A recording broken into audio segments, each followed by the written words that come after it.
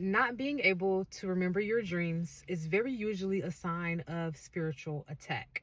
And it can be a kind of precarious thing for us to not be able to remember our dreams because when we dream, the dream realm is the spiritual realm. So, what goes on in the spiritual realm will have an impact, repercussions, and consequences on your waking life. So, a lot of witches, warlocks, sorcerers, whatever you want to call it, will do dream manipulation work to purposely block your dreams so that you are not privy to the types of binds, to the types of spells, to the types of energy manipulation that they are doing or enacting onto a person in the spirit. Hello, beautiful people. It is Oshun Kimmy, your sage, your guru, your mystic, and your spiritual informant. And I just want to have a brief conversation on why it is essentially a bad omen for us to not be able to remember our dreams. A good deal of spiritual warfare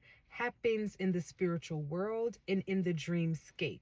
The thing about what happens when we dream is that our spirit is going to naturally venture into other spiritual dimensions as the body sleeps. And so the spirit is going to be like your all-seeing eye, where when you go to sleep, you should be able to see exactly the types of binds, spell work, or curses that are present in your spirit or in your energy. But when you are in a situation where you do not remember your dreams, this can mean a variety of things. And it can mean all of these things at once, or it can mean that just one of these things are active in your life. And one of these things is that it can mean that your energy is being siphoned, to where when our energy is being siphoned, what essentially happens is that pieces of our spirit is being fragmented off, is being hoarded or harvested or even carried off into another realm or dimension. So there are situations where I've talked about before how sorcerers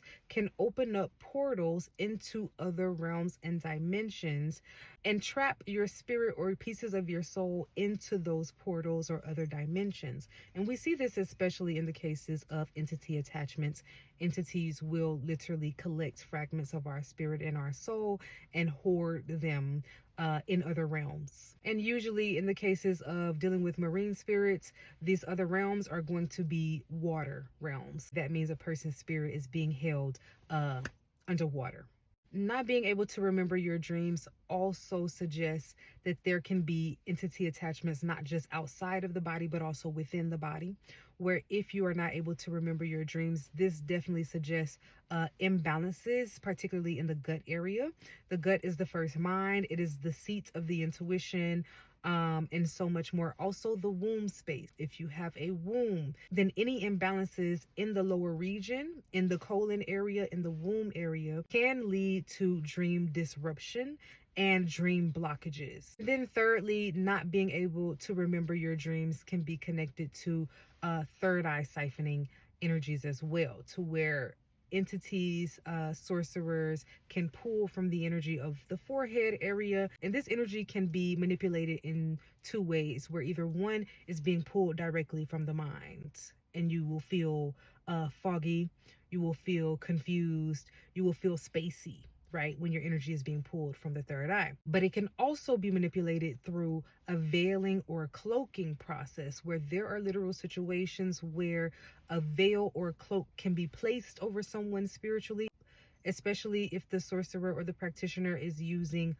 dolls or some type of representation like photos of a person. Then they can veil that representation of the person in order to block their spiritual sight and in order to block their connection with their spiritual team. And so one of the main commonalities that I notice in situations of people who are under spiritual attack is that they have trouble remembering their dreams. And this is a sign that we must kick into action, because if we cannot remember our dreams, we have to understand that as a direct sign of spiritual attack. So the first thing that we need to begin doing is cleansing our energy inside and out.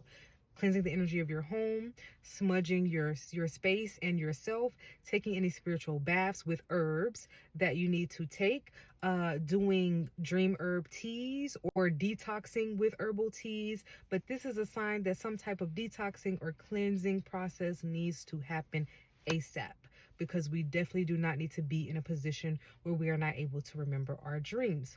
We must also understand that things that we eat are directly connected to our dreaming abilities and to our dreaming capacities. If we are eating very heavy foods, our spirit is going to have less agility, meaning that it's going to be heavier and it's not going to be able to travel as easily to those other dimensions and realms and spaces that we can venture into to receive spiritual information and spiritual connection. So ideally, the fresher that you eat, the more alive, electric, and alkaline your foods are, the better your dreaming capacities are going to be. Of course, if you're not remembering your dreams, that may also be your sign that you need to do a head wash.